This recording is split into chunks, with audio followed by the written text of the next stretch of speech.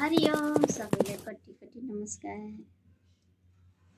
आज जीवन महाराजको अर्को श्रृङ्खलामा छु। यहाँ सबैले सोध्नुहुन्छ र भन्नुहुन्छ आफन्ती किन टाढिन्छन्, बाहिरको किन आफ्नो बन्न सक्छ तर आफन्तीहरू किन नजिक हुन सक्दैनन्, किन टाढिन्छन् भन्ने प्रश्नको मैले अलिकति गर्छु। यहाँको जिज्ञासा थियो, त्यो जिज्ञासा मेटाउने कोसिस गर्छु ल।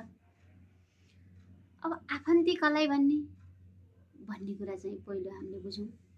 सबभन्दा पहिला आफन्ती भनेको एउटा आफ्नो परिवार भयो, त्यसपछि दाजुभाइ खलक भयो, अर्को कुरा फुपू फुपाजुको भयो र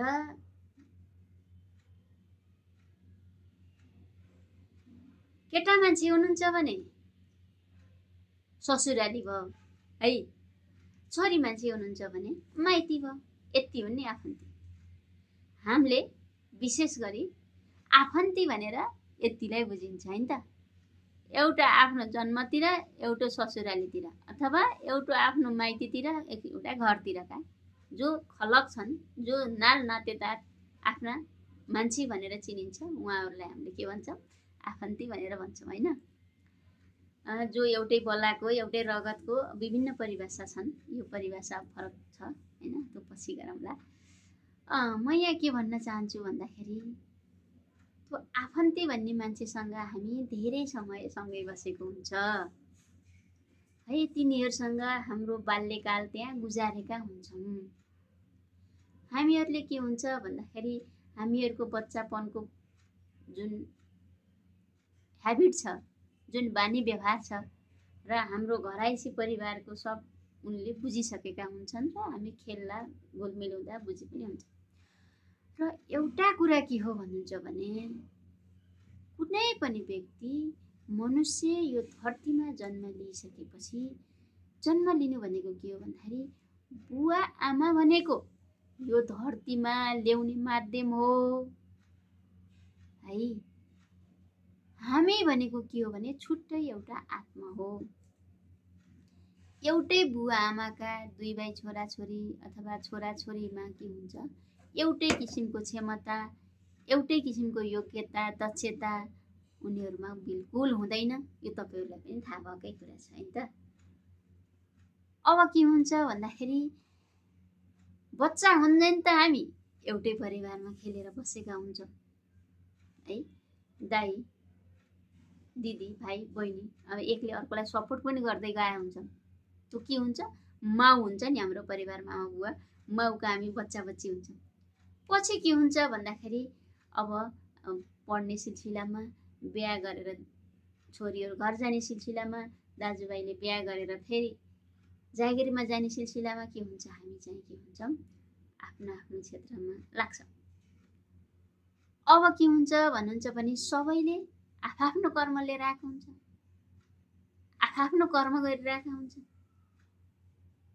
कोही आफ्नो कर्म गर्न अलि अल्छी गर्छन्, कोही मेहनत बढी गर्छन् है, कोहीले छिटो सफलता प्राप्त गर्छन्, कसैले ढिलो सफलता प्राप्त गर्छन्।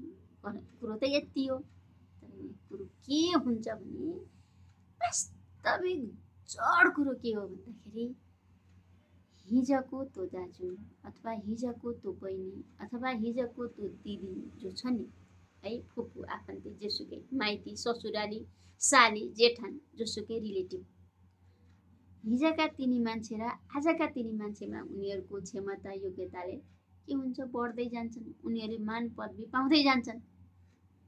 अब के हुन्छ भन्दाखेरि उनीहरूको सम्बन्ध कसरी टाढिन्छ भन्दाखेरि उहाँ यस्तो हुनुभयो रे, उहाँले यति जागिर खानुभयो रे, उहाँले घर बनाउनु भयो रे फल्नोले हैन, फल्नो दिदीको यस्तो भयो रे, फल्नो सानीमाको यस्तो भयो रे, जुन कुराहरू हुन्छ नि। अब मान्छे के हुन्छ भन्दाखेरि हिजो चाहिँ एउटै परिवारमा हुर्केर त मम गर्दै आइयो, आज चाहिँ के भयो, त्यसको ग्रेड बढ्दै गयो। अब के हुन्छ भन्नुहुन्छ भने तपाईले प्रगति गर्नुभयो भने है, तपाईको प्रगतिमा ईर्ष्या गर्ने मान्छे भनेको तपाईँकै नालनातो हुन्छ। बाहिरकोले केही गर्दैन है, हेर्नुहोस्। तपाईँलाई डोमिनेट गर्ने मान्छे पनि तपाईँकै नातेदार हो, बाहिरकोले कसरी डोमिनेट गर्दैन। किनभने त्यो नातेदारले पो तपाईँसँग थाहा छ नि त, सानामा कस्तो थियो, कस्तो परिवार हो, के थियो, सबै बुझेको हुन्छ। तर बाहिरको मान्छेले त केही पनि बुझिया हुन्न।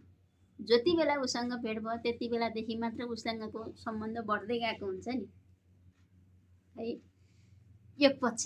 त्यही भएर पनि के गर्छन् भन्दाखेरि तिनीहरूले बढी कुरा काट्छन् के। कुरा काट्ने मान्छे आफन्ती हुन्। आफ्नो प्रगतिमा जेलस हुने मान्छे आफन्ती हुन् है। र फेरि कुरो के हो भन्दाखेरि जो प्रगतिमा आफ्नो प्रगति गयो भने जुन टाढिने मान्छे पनि आफन्ती हुन् है। तपाईँको प्रगति तपाईँको आफन्तले देख्न चाहन्न कि टाढाको कुरा के गर्नु भएको छ, टाढाको कुरै नगर्नुहोस्। तपाईँको प्रगति तपाईँको आफन्तले देख्न चाहन्न। तपाईँको प्रगतिको खबर सुनाउनु भयो भने तपाईँको आफन्तको मुख कालो हुन्छ, अँधेरो हुन्छ। किनभने ऊ यस्तो थिए अहिले यत्रो प्रगति गर्यो, त्यो यस्तो थियो अहिले यत्रो प्रगति गर्यो, मेरो त केही पनि भएन, मेरो त जिन्दगी चाहिँ खराब रहेछ, म त के दिनमा जन्मिया रहेछु भनेर उनीहरूले के गर्छन् भन्नुहुन्छ भने आफैभित्र जलन हुन्छन्। र एउटा कुरो के हो भने एउटा मूल मन्त्र मैले यहाँहरूलाई भन्छु, जब तपाईँ जोसुकैको प्रगति आफ्नो अथवा अरूको त्यो प्रगतिमा रमाउनु भयो भने तपाईँका इन्द्रियहरू खुल्छन्, तपाईँसँग पोजिटिभ हर्मोनको विकास हुन्छ र तपाईँलाई खुसीतिर धकेल्छ है।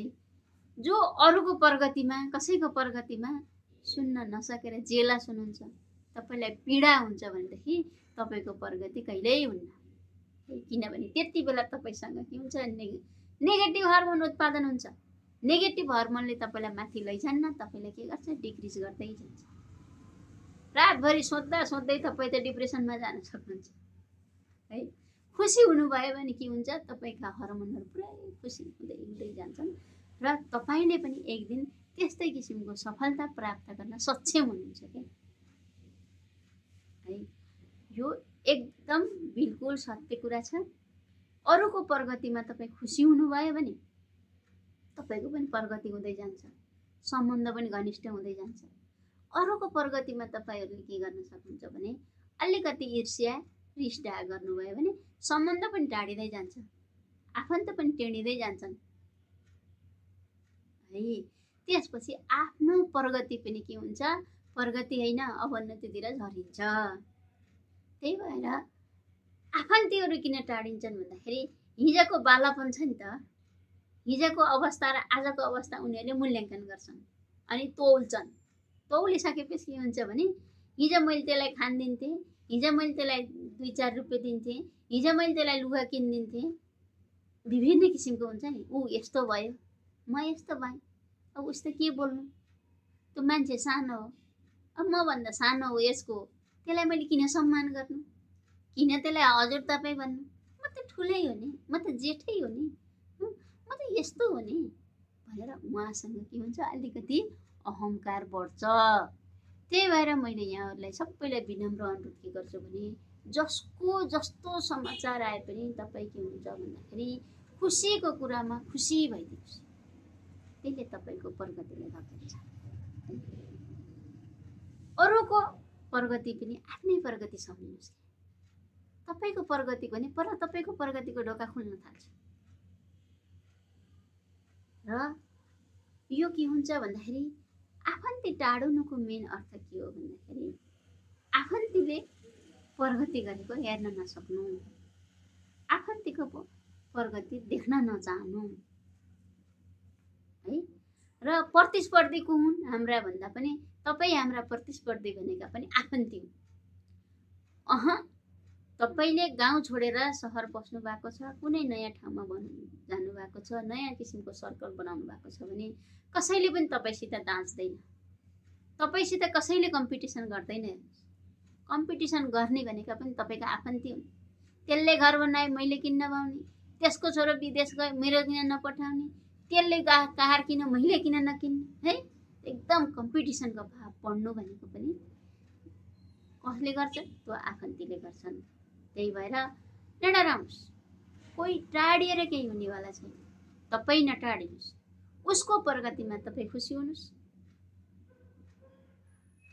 तपाईँको प्रगतिमा उसले जेलस गरेर केही हुनेवाला छैन र ऊ टाढिएर केही हुन्न। तपाईँ नटाडिनुहोस्, तपाईँको हृदय सधैँ सफा राख्नुहोस्, हृदयमा सधैँ उसलाई स्वच्छ भावले हेर्नुहोस्। तपाईँको प्रगति सधैँ हुन्छ, एक सिँढी के हुन्छ माथि हुँदै जान्छ के। हरिओम। यहाँले धेरै